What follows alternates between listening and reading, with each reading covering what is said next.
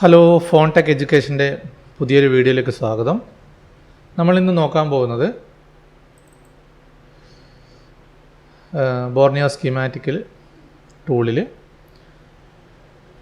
Component name COMP name, അതായത് component name എന്ന ഭാഗത്തെക്കുറിച്ചിട്ടാണ്.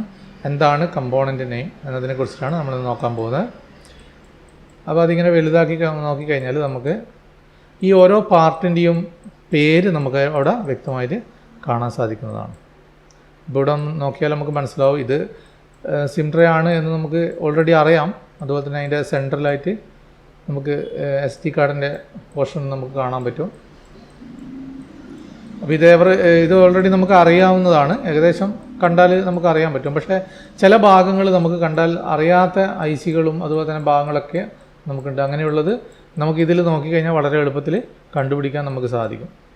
ഇപ്പോൾ ഇവിടെ ഡിസ്പ്ലേ എഴുതിയിട്ടുണ്ട്. ഇത് ലൈറ്റ് IC ആണ്. അതിൻ്റെ നമ്പറും അതിൻ്റെ താഴെ കൊടുത്തിട്ടുണ്ട്. പിന്നെ അടുത്തത് വരുന്നത് ഇത് ചാർജിങ് IC ആണ്. ചാർജിങ് IC BQ സീരീസുള്ള IC ആണ് ഉപയോഗിച്ചിരിക്കുന്നത്. അതുപോലെ തന്നെ ഇത് ചിപ്സെറ്റ് എന്ന് പറയുന്നത് SOC, ഇവിടെ ലാസ്റ്റ് എഴുതിയിട്ടുണ്ട് SOC, സിസ്റ്റം ഓൺ ചിപ്പ് അല്ലെങ്കിൽ CPU എന്നൊക്കെ നമ്മളതിനെ വിളിക്കും. അതുപോലെ തന്നെ വൈഫൈ, ബ്ലൂടൂത്ത്, GPS, അതായത് 3 സെക്ഷൻ കൂടിയിട്ടാണ് പൊതുവെ കാണാറ്. അപ്പോൾ അതിൻ്റെ IC ആയിരിക്കും അത് വൈഫൈ IC. പിന്നെ ഓൺ ഓഫിൻ്റെയും വോളിയത്തിൻ്റെയും കീയാണ് ഇവിടെ കാണുന്നത്. അതുപോലെ തന്നെ ഇവിടെ EMMC കാണാൻ പറ്റും. അതുപോലെ തന്നെ താഴേക്ക് പോയി കഴിഞ്ഞാൽ നമുക്ക് അതിൻ്റെ മറുഭാഗം എന്തൊക്കെയാണെന്ന് നോക്കാം.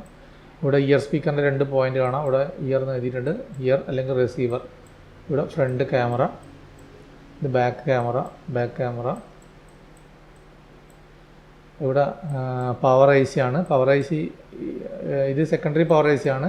മെയിൻ പവർ IC ഇവിടെയുണ്ട്. ഇവിടെ എഴുതിയിട്ടുണ്ട് മെയിൻ പവർ IC. ഇത് സെക്കൻഡറി പവർ IC ആണ്.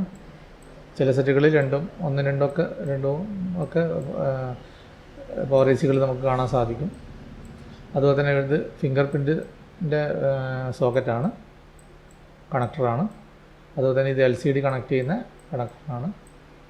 നേരത്തെ നോക്കിയ പവർ IC, PMIC. ഇത് ബാറ്ററി കണക്ടർ. ഇത് ബോട്ടം ബോർഡ് കണക്ടർ എന്ന് പറഞ്ഞാൽ താഴേക്ക്